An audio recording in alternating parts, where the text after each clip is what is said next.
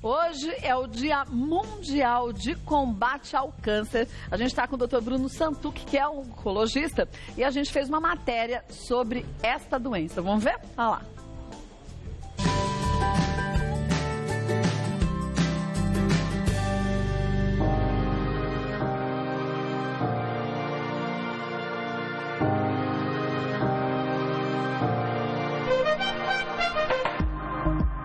O câncer é uma doença que atinge um grande número de pessoas todos os anos.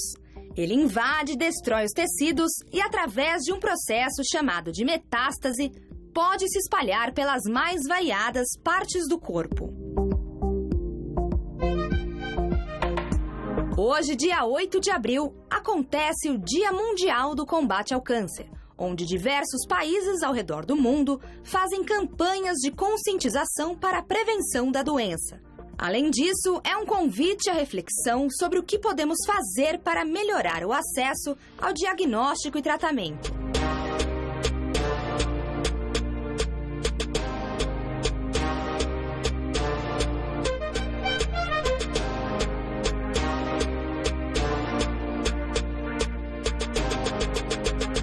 Para saber mais sobre a doença, fique ligado agora no Mulheres.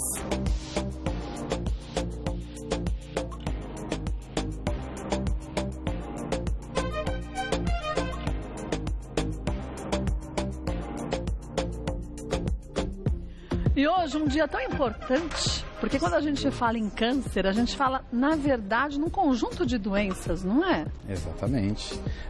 Os cânceres é só um grupamento de doenças que eles podem nascer em qualquer parte do sangue.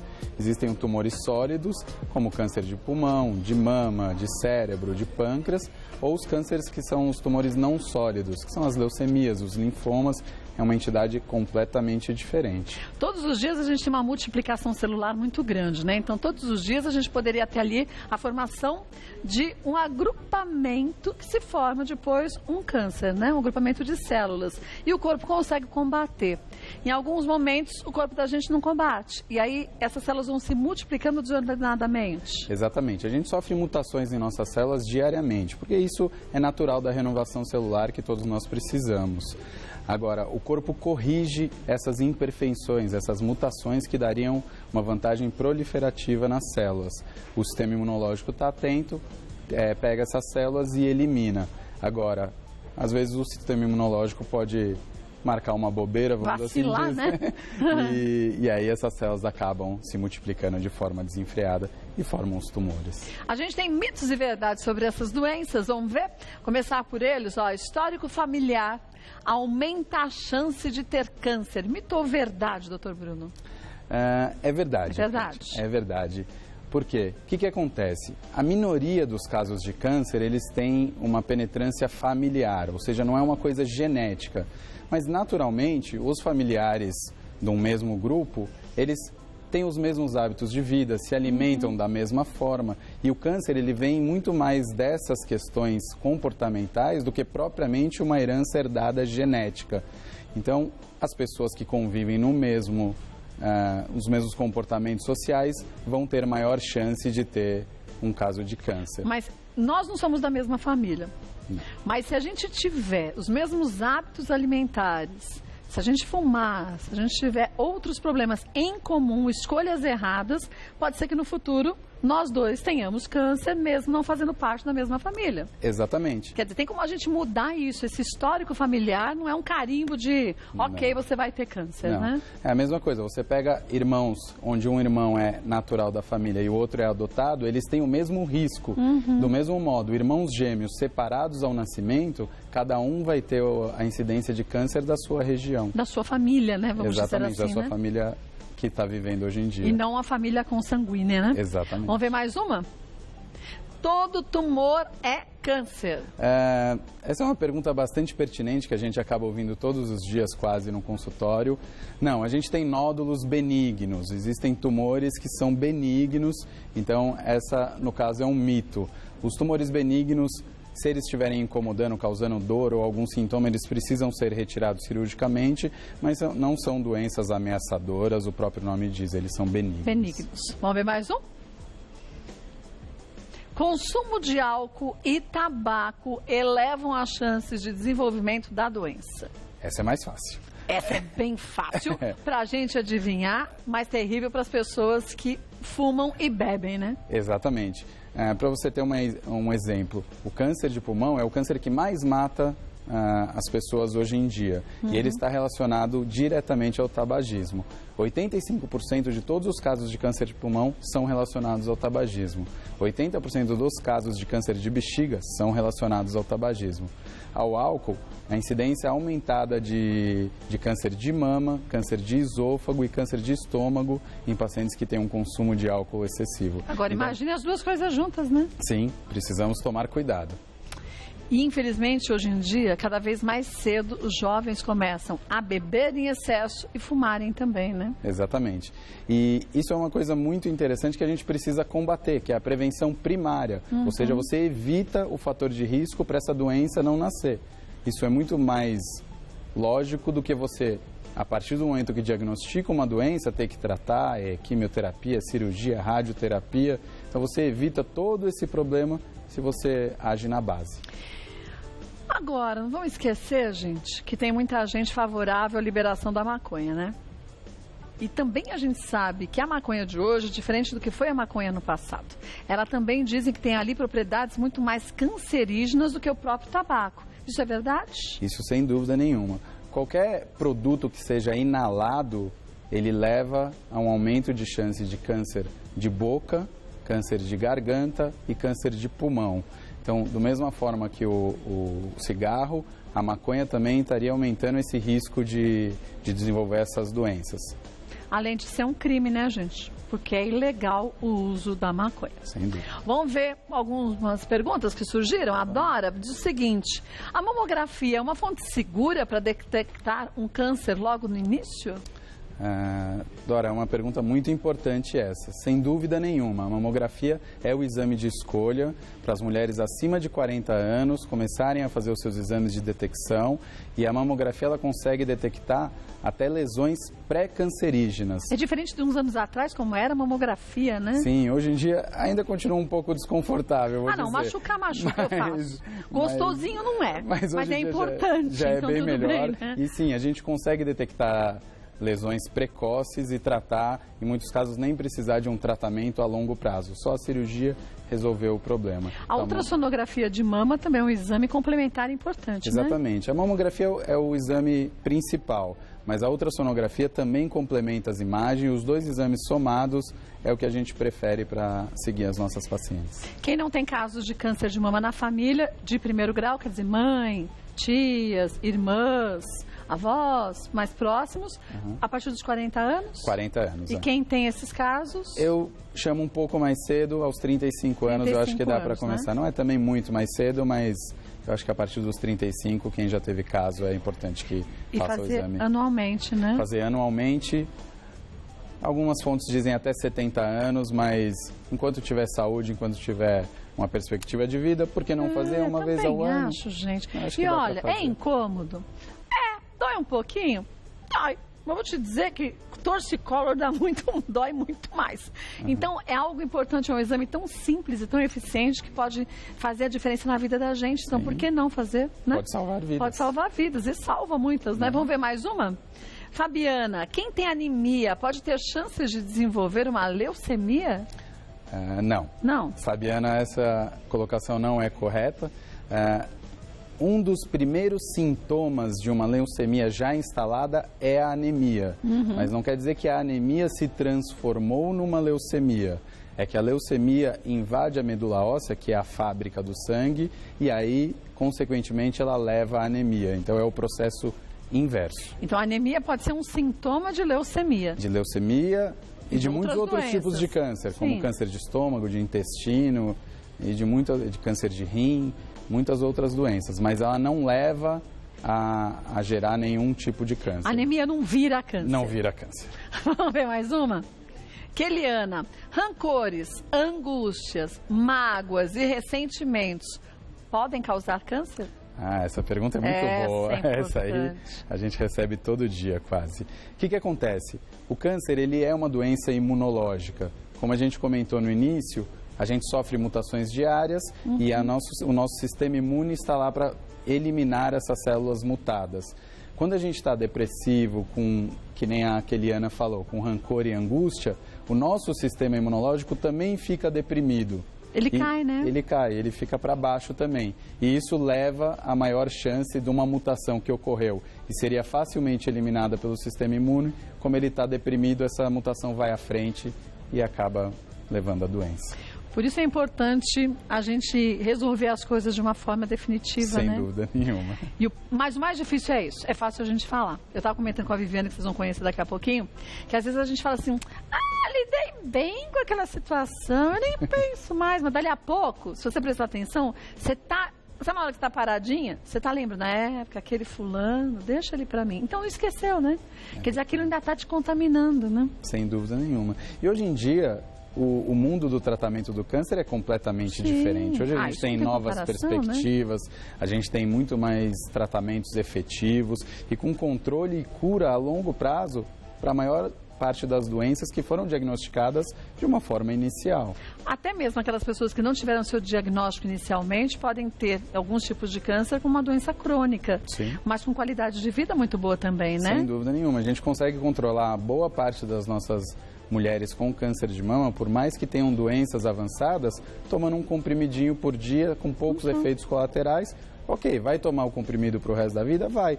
Mas para pressão alta ela também toma, para o diabetes também. Então, vai ser um comprimidinho a mais dentro da caixinha lá para tomar. É, só mais um. Um beijo para você, viu, Keliana? A Úrsula, é verdade que as pessoas que se tratam com radioterapia sentem menos conforto do que com a quimioterapia? Todo tratamento faz cair cabelo? Vamos lá, são duas perguntas então, né, Úrsula? Obrigado pela pergunta.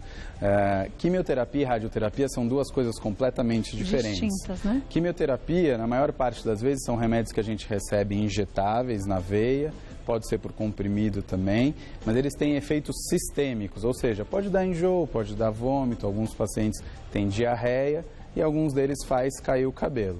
Já a radioterapia não, é um tratamento local. Então, eu tive câncer de mama, eu preciso irradiar a minha mama. Eu tive de rim, eu vou irradiar possivelmente o rim. Então, você tem aqueles efeitos no local.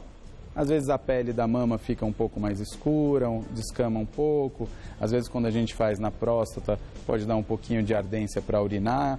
Geralmente, os pacientes toleram melhor a radioterapia do que a quimioterapia. Apesar que os remédios de quimioterapia de hoje são muito diferentes do que os que eram usados há nem tanto tempo atrás, 5 anos atrás, né? Sim, sim. Não é? Hoje em dia a gente tem remédios que são direcionados apenas às células doentes, às células do câncer. Antigamente, as quimioterapias, elas agiam tanto nas células boas quanto nas células ruins. Mas a pessoa ficava com 0 de imunidade, né? Isso, muitas vezes sim. Hoje, com os tratamentos biológicos, a gente consegue selecionar um remédio que vai direto na célula do câncer e com muito menos efeito colateral. Por isso que, às vezes, a indicação do médico é fazer a quimioterapia antes de uma cirurgia, para se ter um bom resultado, depois faz a cirurgia e se mantém uma outra bateria de quimioterapias, né? Exatamente. A quimioterapia é muito efetiva na redução do volume de doença. E aí o cirurgião vai para uma cirurgia de menor porte, muito mais confortável e seguro para o paciente. Só complementando a Úrsula, todo tratamento faz cair o cabelo? Não. A gente tem listado hoje em dia mais do que 100 quimioterapias disponíveis para usar para as mais diversas doenças. Algumas delas têm como efeito colateral fazer cair os cabelos. Outra, mais enjoo. Outra, diarreia. Então, cada quimioterapia, dependendo do motivo que você precisa dela, vai dar um efeito colateral diferente. E cada pessoa reage também a esse medicamento de uma forma distinta, né? Exatamente, Kátia, você sabe, ninguém é igual a ninguém. Não, ainda bem, né? A gente era tudo um bandinho de robô, né? Não ia dar certo. Então, cada um reage de uma forma. Às vezes, com o mesmo remédio, alguns fazem cair o cabelo e outros não.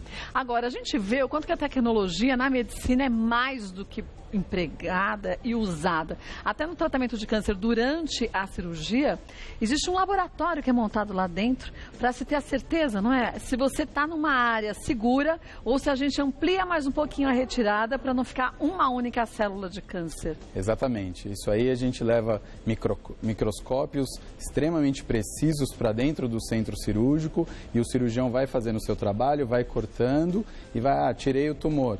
Manda para o patologista, olha no microscópio, hora já vê, né? Veja se eu tirei tudo mesmo. Não tirou. mais um pouquinho. Mais um pouquinho. Alguns milímetros para o lado. Ah, e agora? Eu tirei? Então, assim, a gente tem todas essas técnicas e até num futuro bem breve chegará no Brasil de fazer radioterapia intraoperatória. Então, você vai com um aparelho de radioterapia. E as primeiras sessões você já faz ali? Com a radioterapia intraoperatória, é necessária apenas uma sessão, em vez de ficar 4 a 5 semanas fazendo. Em outros países tratamento. já está sendo testado? Sim. Não, já é disponível e já está comprovado o benefício. Puxa. Então, são coisas que a gente vai avançando no cuidado da doença. Nossa, que legal. Não sabia dessa, não. Vamos conhecer agora a Viviane Ferreira. Ela é palestrante e autora de um livro muito legal. Antes de mais nada, muito bem-vinda. E a Viviane é um exemplo de extrema coragem e perseverança. Porque tua vida não foi muito fácil, não, hein? Não foi. Não foi nada fácil. Não foi. Você, com 15 anos, perdeu seu irmão. Isso. Num acidente de carro, foi isso, né? Foi. Ele tinha 10 anos. Ele tinha 10 anos. Poucos anos depois, seu pai faleceu. Exato. Vítima de? Ele teve pancreatite. Pancreatite. E ele foi em 2 dias, né? Ele começou a passar mal, foi para o hospital, foi para a UTI. E faleceu. Em menos de 48 horas faleceu. Depois, sua mãe foi diagnosticada com câncer. É isso. Ela fazendo o tratamento, você foi diagnosticada com câncer. Aí você fala, meu Deus, sua mãe teve metástase e faleceu em função disso. Foi. Você tratou aquele câncer, depois de uns anos teve câncer na outra mama. Exato. Na mesma mama. Na mesma mama? Na mesma. Ah, pensei que na fosse mesma. na outra. Na Foi mesma? na mesma. Fez mastectomia. Fiz mastectomia bilateral na primeira vez. Mas mesmo assim, eu tive de novo depois Na mesma de mama. 4 anos, na mesma mama. Nessa segunda vez que você teve o diagnóstico, falou, peraí, não é possível. Alguma coisa eu vou ter que fazer. Não esperar que os outros façam. Foi aí que nasceu a vontade do livro? Foi. Aí eu comecei eu tive muita vontade, durante a quimioterapia, eu perdia o sono de madrugada, com vontade de escrever e colocar meus sentimentos no papel. E aí, depois eu comecei a ajudar pessoas que estavam também passando por câncer. E aí eu tive a ideia, falei, bom, o que eu escrevi para mim, acho que também vai poder ajudar outras pessoas. E aí veio a ideia do livro. Mas você acha que foi uma forma de você também expelir todos aqueles sentimentos que às vezes a gente comentava isso, né, doutor Bruno? Aqueles sentimentos que a gente acha que estão bem resolvidos, mas estão só enfiados embaixo do tapete? Sim, foi. Foi isso? Foi. Kátia, vou te contar uma coisa. Quando eu estava escrevendo, foi ali que eu me permiti ter sentimentos que eu não tinha me permitido antes. Você queria ser forte o tempo inteiro? Por exemplo, por exemplo, a raiva. Até um capítulo do livro eu falo sobre raiva, que é uma coisa que todo mundo tem, é natural mas nosso as pessoas ter falam raiva. que é feio a gente ter raiva. Mas... Né? Pois aí fala, não pode ter raiva. Aí você reprime a raiva. Exato, e foi o que aconteceu comigo, assim, tem outro sentido, porque quando meu irmão morreu, eu não me permiti ter raiva do acidente, porque eu falava, pra que eu vou ter raiva? Não vai resolver, não vai mudar nada, ele morreu, não vai trazer ele de volta. E aí então eu não tive raiva. Você achou que você não tivesse com raiva, achei que eu não tinha por que ter raiva, porque eu não ia resolver, mas 25 anos depois, quando eu tive o câncer a segunda vez, aí eu me permiti sim ter raiva. E eu percebi que ter raiva era uma coisa boa pra mim, pra me nomear esse sentimento, pra limpar isso dentro de mim. E aí, definitivamente, eu aprendi aquilo que todo mundo fala, mas você tem que usar a energia da raiva para te trazer coisas positivas, impulsionar para coisas positivas na vida. Gente, eu ficava pensando nisso, como que faz isso, anos pensando nisso. E aí eu percebi, aí eu consegui realmente me permitir ter raiva dele ter morrido, ter raiva do acidente ter acontecido na minha vida, na minha família, né, de tudo aquilo ter acontecido. Escrevi sobre essa raiva e aí me veio uma grande força de realmente continuar o livro, escrever esse livro e ajudar pessoas que passavam pela mesma coisa. E aí a gente começa a ver que, embora cada um de uma classe social diferente, com um nível cultural diferente, os problemas e as dúvidas são sempre as mesmas. Sim. Daí o doutor Bruno sabe melhor do que a gente o quanto que é importante esses grupos de ajuda, porque eu posso falar o que eu acho se eu não tiver a doença, mas quem teve sabe na prática o que é aquilo. Sim, e falar sobre isso é muito positivo. Ou seja, comentar sobre sentimentos desagradáveis, sobre raiva, sobre angústia, sobre medo, que todo diagnóstico desse tipo gera um pouco de medo no início. Então, falar sobre isso, compartilhar situações, é espetacular o que a Viviane faz com o livro, entendeu? Ajuda outras pessoas a passar por isso de uma forma não fácil, porque nunca vai ser fácil, Não, diagnóstico mas de uma forma um pouco menos pesada. Eu acho que tendo a oportunidade de enxergar, tá bom, essa situação eu inicialmente não posso mudar, mas posso mudar daqui para frente o que eu quero para mim. Exato. E aí a gente vê, e aí eu conheço tanta gente, tantos relatos de pessoas que depois de uma doença como essa, ou outras doenças consideradas muito sérias, falar, peraí, eu não vou mais ser infeliz. Então se estavam mal no casamento, separa. Se queria ter um filho, não pode ter, adota. Mas resolve as coisas de uma forma mais prática, tirando mesmo aquilo que te magoa do caminho, né? Eu acho que comentar sobre coisas ruins faz nos crescer como ser humano. Você consegue resolver situações que estavam engasgadas há um tempo grande. E por isso também que os pacientes, pelo menos os meus pacientes, eles são estimulados aí no apoio psicológico, participar de grupos, ler livros, blogs de pessoas que passaram por isso. Hoje em dia, com a internet, a gente tem à disposição aproxima as pessoas do mundo, né? Exatamente. Muito. Então, isso é muito positivo. Às vezes as pessoas perguntam, por que você fez oncologia? Tratar o câncer é uma doença tão ruim. Eu aprendo todos os dias com os meus pacientes. Cada paciente tem uma lição para dar para a gente. A gente acha troca, que às vezes sabe muita coisa, mas a gente vê que não sabe nada. É verdade. Isso que você falou é muito interessante, porque em começo de fevereiro eu tive numa reunião em que éramos umas 30 mulheres, todas tiveram câncer, a maioria de mama. E o resumo da reunião foi exatamente esse. No final, uma delas falou, eu queria que quem não teve câncer pudesse aprender o que a gente aprende com câncer. Sim.